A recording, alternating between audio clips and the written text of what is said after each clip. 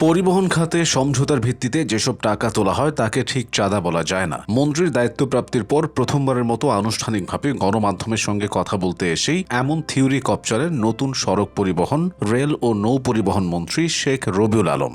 বিশেষজ্ঞরা যখন বছরের পর বছর ধরে পরিবহন খাতে বিশৃঙ্খলার পেছনে মূল কারণ হিসেবে চাঁদাবাজির কথা বলে আসছেন, সেখানে চেয়ারে বসেই মন্ত্রীর এমন বক্তব্য চাঁদাবাজিকে অনেকটা যেন বৈধতা দিয়ে দিল।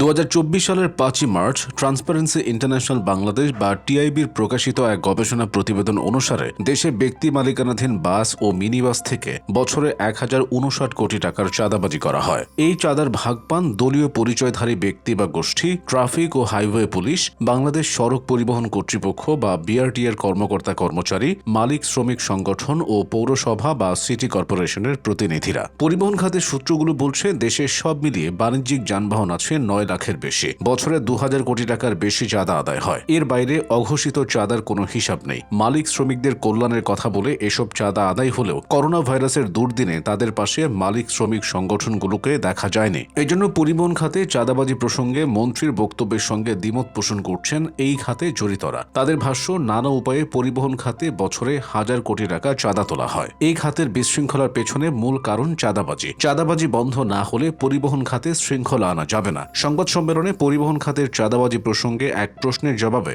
সদ্য মন্ত্রিত্ব পাওয়া শেখ রবিউল আলম বলেন, সড়কে পরিবহনের চাঁদা যেটা বলা হয় সেভাবে আমি চাঁদা দেখি না। মালিক সমিতি, শ্রমিক সমিতি আছে, তারা তাদের কল্যাণে এটা ব্যয় করে। এটা অলিখিত বিধির মতো। চাঁদা আমি সেটাকে বলতে চাই যেটা কেউ দিতে চায় না বা বাধ্য করা হয়। মালিক সমিতি নির্দিষ্ট হারে টাকা তুলে মালিকদের কল্যাণে ব্যবহার করতে চায়। কতটুকু ব্যবহার হয় সেটা নিয়ে হয়তো বিতর্ক আছে, কিন্তু তারা সমঝোতার ভিত্তিতে এই কাজটা করে। পরিবহন বিশেষজ্ঞ ও বুয়েটের পুরকৌশল বিভাগের অধ্যাপক শামসুল হক শ্রমিক কল্যাণের ছুতো দেখিয়ে এই অর্থ নেওয়ার তীব্র বিরোধিতা করে বলেন, আইন অনুসারে নিয়োগপত্র এবং মাসিক বেতন পাওয়া শ্রমিকের অধিকার। এটা নিশ্চিত করা গেলেই কল্যাণ হয়। চাঁদা তুলে কল্যাণ করার কোনো প্রয়োজন নেই। কল্যাণের নামে যে চাঁদা তোলা হয় এর কোনো নিরীক্ষা হয় না, ফলে কিভাবে এবং কারা খরচ করে তা কেউ জানে না। অধ্যাপক শামসুল হকের মতে, পরিবহন খাতে পুলিশ, মালিক শ্রমিক, রাজনৈতিক পক্ষের নামে প্রকাশ্য চাঁদা তোলা হয়। বর্তমান সরকার জনগণের শক্ত রায় নিয়ে ক্ষমতায় এসেছে। শুরুতেই চাঁদাবাজি বন্ধের সদিচ্ছা দেখাতে হবে, নতুবা পরে পারবে না। আসলে বাংলাদেশে সড়কে চাঁদাবাজি ঐতিহাসিকভাবে প্রতিষ্ঠিত।